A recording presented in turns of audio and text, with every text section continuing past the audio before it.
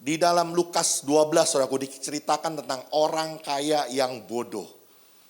Kayaknya ekstrim banget gitu ya. Emang apa yang salah dengan kekayaan? Enggak ada yang salah. Enggak ada yang salah dengan kekayaan. Yang persoalannya adalah di orangnya. Diceritakan, saudaraku, ada orang yang punya sebuah lumbung dan dia berkata kepada jiwanya, "Hai jiwaku, akan kubuat lumbung yang lebih besar dan akan kumasukkan segala barang-barangku ke dalamnya." Lalu dia mengerjakan itu semuanya dan dia buat lumbung yang lebih besar dan dia mengisi semua hasil tanahnya ke dalam lumbungnya. Setelah terisi penuh dia berkata kepada jiwanya, "Hai jiwaku, ada padamu banyak barang yang tertimbun di lumbungmu untuk bertahun-tahun lamanya." Saya tambahin,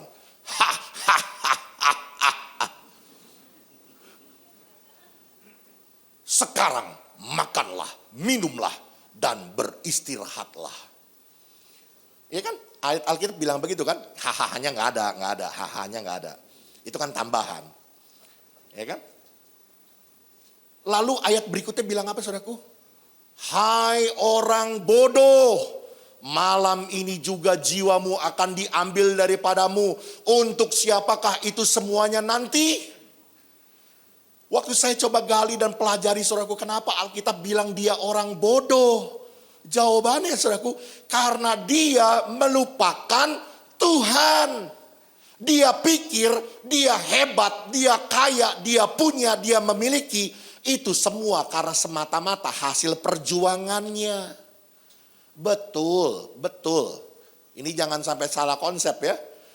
Kita memang harus kerja keras. Kita harus kerja cerdas. Harus kerja dengan pengertian. Itu harus. Ada bagian kita yang kita kerjakan. Tapi jangan pernah lupa. Tangan Allah lah yang menyertainya dan membuatnya menjadi berhasil. Waktu saya sebelum jadi hamba Tuhan full timer, saudaraku, ya sama lah. Saya gak pernah cita-cita juga jadi pendeta sebenarnya. Kalau Tuhan gak panggil ya saya gak bakal mungkin mau jadi pendeta. Apalagi full timer gitu ya. Tapi ceritanya terlalu panjang lah gitu ya. Satu ketika, saudaraku, waktu saya ketemu pembina saya di kantor saya, tiba-tiba dia bilang begini, "Har, tahu nggak? Kalau tangan Tuhan ada di atas usahamu, ada di atas pekerjaanmu." Mohon maaf nih, kata-katanya sedikit kasar. Ini kotoran berubah jadi emas. Tapi kalau tangan Tuhan meninggalkan engkau, tangan Tuhan undur darimu, ini emas berubah jadi kotoran. Ngerti gak, saudara, maksudnya? Ada berapa banyak orang, usaha ini gagal, kerja di PHK, ini gagal, itu gagal. Bilang gagal maning. Kenapa? Hati-hati, saudaraku. Jangan-jangan tangan Tuhan sudah meninggalkan dia. Saya mau berkata, yuk jadilah kita orang yang selalu menyadari. Kalau kita mampu, kalau kita kuat, kalau kita bisa, kita punya. Sadari dengan sungguh-sungguh. Itu semua datangnya dari Tuhan. Maka kita akan tetap bisa menjaga hati kita untuk tetap rendah hati. Tidak jadi angkuh, tidak jadi orang sombong, tidak jadi orang congkak. Amin. Sekali lagi ya, tidak ada yang salah dengan kekayaan. Seringkali yang salah adalah pribadinya. Makanya Alkitab seringkali berbicara tentang orang kaya. Kayaknya ekstrim gitu ya. Menyudutkan orang kaya. Bukan soal kayanya, tapi pribadinya yang bermasalah. Karena hatinya melekatnya bukan kepada Tuhan, tapi kepada hartanya. Ya, ini ada satu cerita lagi, saudara ya. Saudara tahu OKB? Tahu nggak OKB? Ini bukan orang kaya di sini ya. Orang kaya, katanya orang kaya baru ya. Itu udah lama. Ini orang kaya belagu. Nggak ada di sini, nggak ada. Di sini orang kayanya baik-baik semuanya. Satu kali, saudaraku, dia masuk ke sebuah restoran besar, rumah makan besar. Dia panggil pelayannya. Sini, mana buku menu? Lalu dikasih, saudaraku. Orang kalau misalkan lihat buku menu kan yang dilihat makanannya kan. Dia nggak mau lihat makanannya. Dia lihat harganya. Dia cari, lihat ratusan ribu dibuang sama dia. Jutaan buang. Dia mau cari yang puluhan juta. Bahkan kalau bisa ratusan juta. Yang 8 digit. Dia cari, ketemu saudaraku. 8 digit. Dia tunjuk, saya mau ini. Lalu pelayanan dengan ramah, pelayanan berkata begini, mohon maaf Pak, nggak bisa. Sambil dia tulak pinggang, dia bilang, kamu kurang ngajar ya. Saya sanggup bayar. Sekali lagi Pak, mohon maaf, nggak bisa. Kamu kurang ngajar ya, saya panggil bos kamu biar kamu dipecat sekarang juga. Bukan begitu Pak, mohon maaf Pak ya. Yang Bapak tunjuk itu nomor telepon di sini Pak.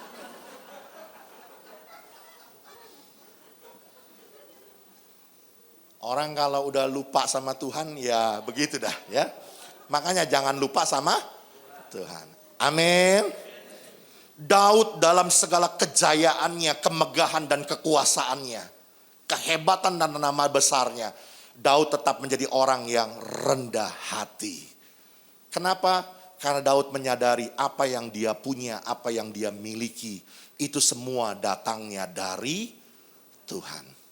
Amin. Dan terakhir, ini ilmunya Pak Samuel Simanjuntak nih. Terakhir katanya. Katanya yang buta melihat gitu ya. Minimal pulang masih bawa satu poin.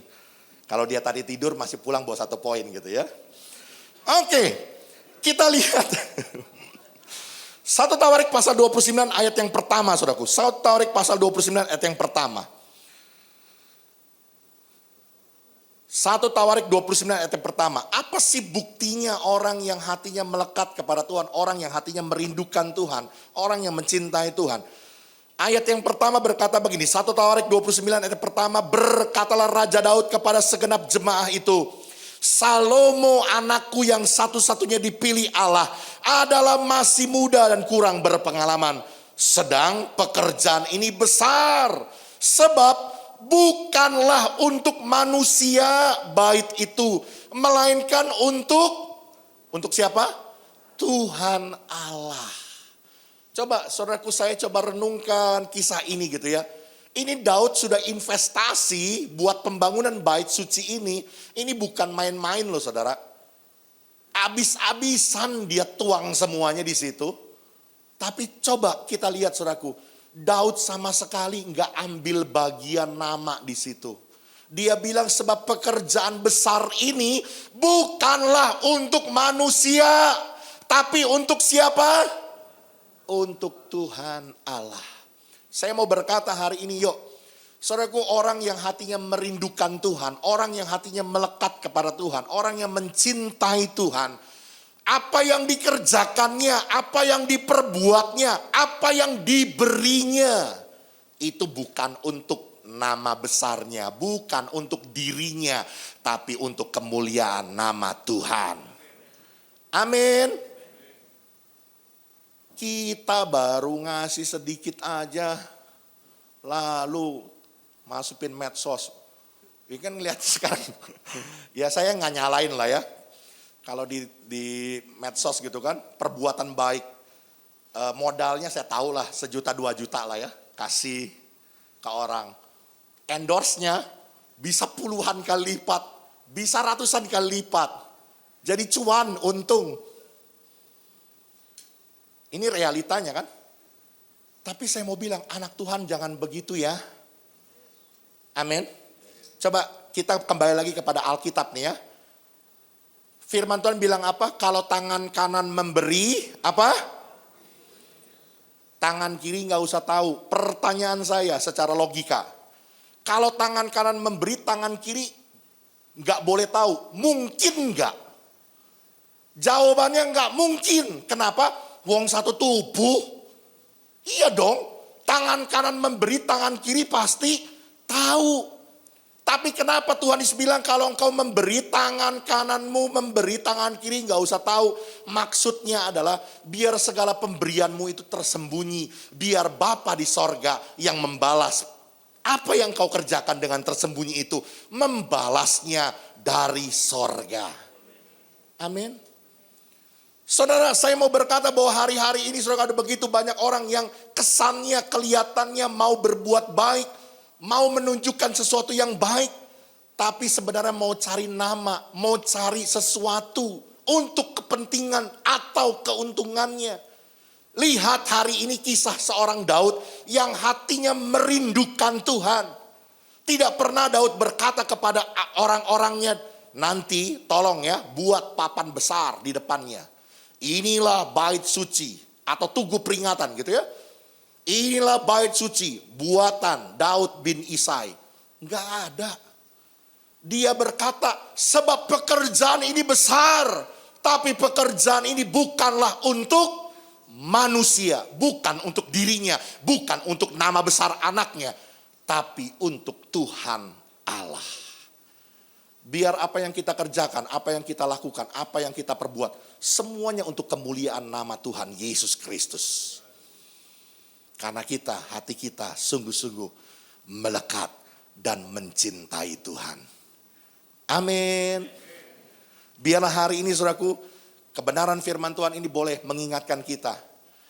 Bukan hanya kerinduan Daud untuk menjadi pribadi yang semakin merindukan Tuhan.